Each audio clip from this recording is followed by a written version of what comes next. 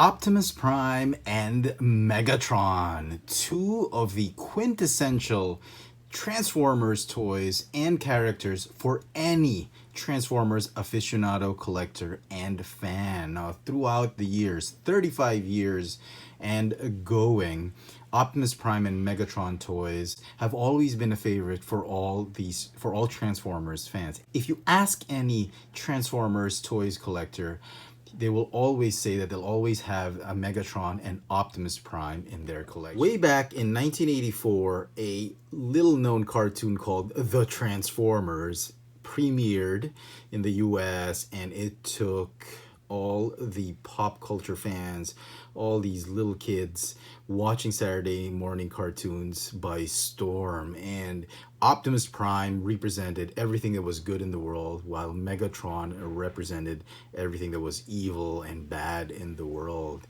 And little did the creators of the show know that this Transformers show would become a global sensation. It would become a movement and a pop culture revolution from the 80s up until the present. And a lot of fans actually, from the Transformers toys and cartoons and shows and movies and all that, a lot of the fans really harken back to the cartoon in 1984 to 1987 as the best years for the Transformers, simply because back in the day, these were the robots to collect. These were the robots to have if you wanted to collect some robots.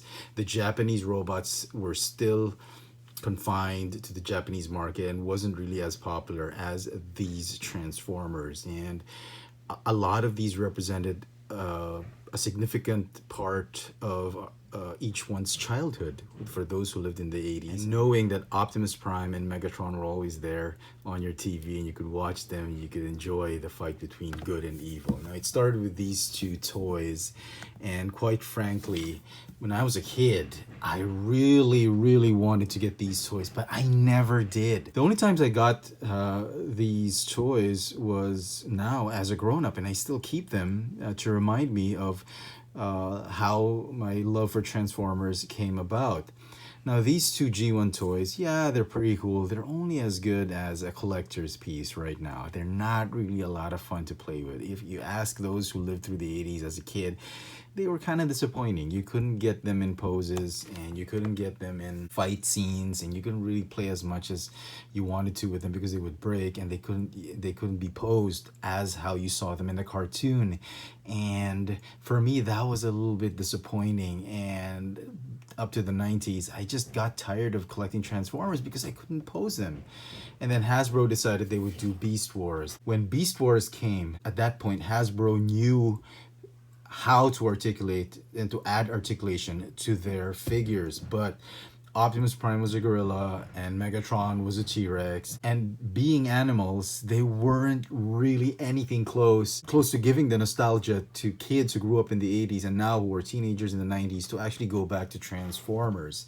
So, as a toy collector, I stopped collecting Transformers for a while. Then, they decided to do the Unicron Trilogy. And the Unicron Trilogy gave us some very interesting Transformers. They gave us an Optimus Prime that kind of looked like he was in the 80s, but yeah, there was a lot of augmentation and all that, as well as Megatron. I wanted to collect these, just never seemed to hit that spot of G1 nostalgia for me. And then came the Transformers Animated. The Transformers Animated toys had harkened back to the G1 roots, but still, it was very stylized, but it got me back into collecting. I really loved it. This coincided with the release of the movie, the Transformers movie, which really detracted from G1 and dichotomized the Transformers collecting fans. But the Transformers Animated was a very good start for Hasbro to jumpstart their Transformers franchise, given that the figures had articulation. Optimus was back, traditional red and blue and a truck, but Megatron, sporting his gray silver look, was a helicopter and a spaceship and all that. They just couldn't turn him into a gun. So eventually my interest in these guys waned and I moved on. Then came Transformers Prime. Transformers Prime was an amazing, amazing show. It had a great story. But for me, it wasn't really so much as a G1 cartoon as it was a movieverse cartoon. The show just sort of continued the movie tradition and just turned it into a more cartoony feel. And for me, I thought these toys were absolutely amazing. But then again, I still longed for that G1 inspired Transformers toys for Optimus Prime and Megatron, and so I moved on. When the Optimus Prime and Megatron figures from the Classics line came out, I thought this was a very good step forward for Hasbro and Takara Tomy to really go back to the roots of the G1 Transformers. Still, Megatron was a tank, but Optimus Prime got that treatment that really brought it much closer to how he looked like in G1. I tried to collect these too, but these figures were a little bit disappointing for me, so I had to let them go. Henkei figures were actually my favorite. I really loved their closeness to the G1 toys, and it was really a great effort on the part of Takara Tomy to really try to give back all that nostalgia. But still, there was a lot of things missing in this line. It just didn't quite do it for a lot of the collectors who were still searching for that G1 nostalgia. The closest we ever got to that G1 feel in the Classics and Universe line,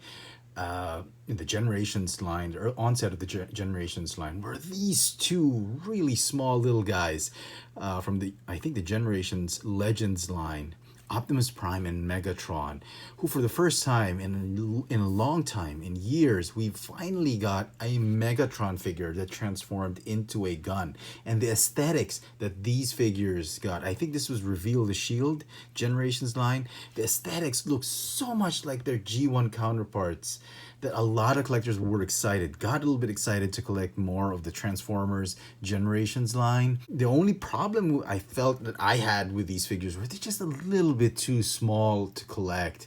They were a lot of fun to bring with you, they're a lot of fun to play with, but at the end of the day, they were just really tiny figures, and you wanted a much heftier, bigger figure to play with and display on your shelf. And then came the Prime Wars line for the Generations line. Oh my goodness. Hasbro was starting to really become serious about trying to give us better versions of Optimus Prime and Megatron. This was from the Combiner Wars. This was from Power of the Primes.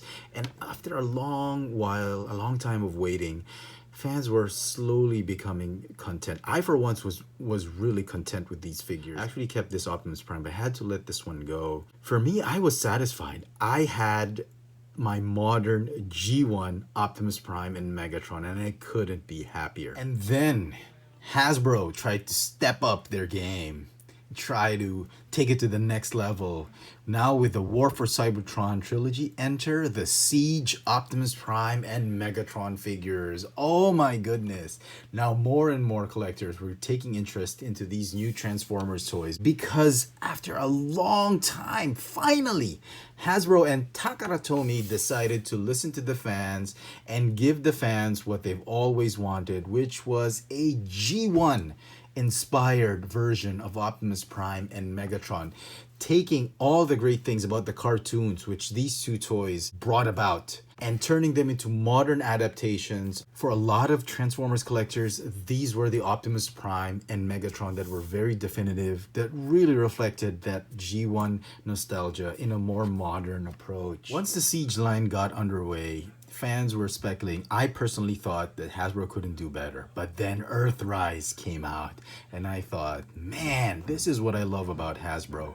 They try to give fans more and more toys that really try to get to and tug on the roots of what the fans really like, which is Generation 1. I still don't have the Earthrise Megatron, so I'm putting the Netflix Siege Megatron to stand in his place. But the Earthrise Optimus Prime is really sending us a clear message that Hasbro and Takara Tomy are listening to the fans and giving us what we wanted. I cannot wait for the Earthrise Megatron to pair with this figure. But as you can see, I mean, a really brilliant figure with the Siege line. Just take it to the next level with this G1 inspired Earthrise Optimus Prime. Now, having said all of that, arguably, if you still want to get a G1 modern experience of the G1 nostalgia, of Transformers, the Masterpiece line is still arguably the best place to go. As you can see right here, you get a wonderful rendition of Megatron and Optimus Prime done in their G1 aesthetic, but it's just way too pricey and it's just not practical to collect. And as such, a lot of collectors are still looking to the mainline Transformers line to collect and get their G1 nostalgia fix. Me in particular, I really can't continue on with my Masterpiece collection because it's just so restrictive in terms of price and kind of takes away a lot of the fun in playing with Transformers, because when you got something this expensive, you always have to be careful, you have to keep it, you have to store it properly. There's just not a lot of things you can do around to play in terms of playability with these toys except to just display them and admire them. Whereas if you get a lot of these mainline toys, there's so much playability and you don't have to worry about breaking them or being too careful with them because they're not as pricey as the Masterpiece line. Sometimes I get a lot of questions asking, why does Hasbro and Takara Tomy keep making Optimus Prime and Megatron figures? They've already done it, but they keep doing it over and over, giving several versions here and there. And I think it's a very, very wise and smart strategy, because if you remember back in the 80s, Mattel fell into their own pitfall of the Masters of the Universe line by not making the original characters. If you do that, you completely close off your toy line from any new, potentially new collectors that might want to collect the toys that you're making. And as such, the Masters of the Universe line just died a natural death because people stopped buying because they couldn't get He-Man, Skeletor, Teela, Man-at-Arms, and all that. Hasbro has been very smart. They always see the potential for new collectors, for a new market, for somebody to take interest in the Transformers. And as such, they always make sure there's always an Optimus Prime and a Megatron available in any of their toy lines. And as long as there's always a threat to freedom and liberty, there will always be the heroic efforts of the Autobots and Optimus Prime fighting for justice against Megatron and his evil Decepticons. And with that, I'd like to thank everybody for joining me in today's discussion of the ageless rivalry of Optimus Prime and Megatron. Let me know in the comment section below what you think of these two beloved characters. And as always, hit that notification bell so you never miss out on any of my latest video reviews. If it's your first time on this channel, please subscribe. Thanks for watching.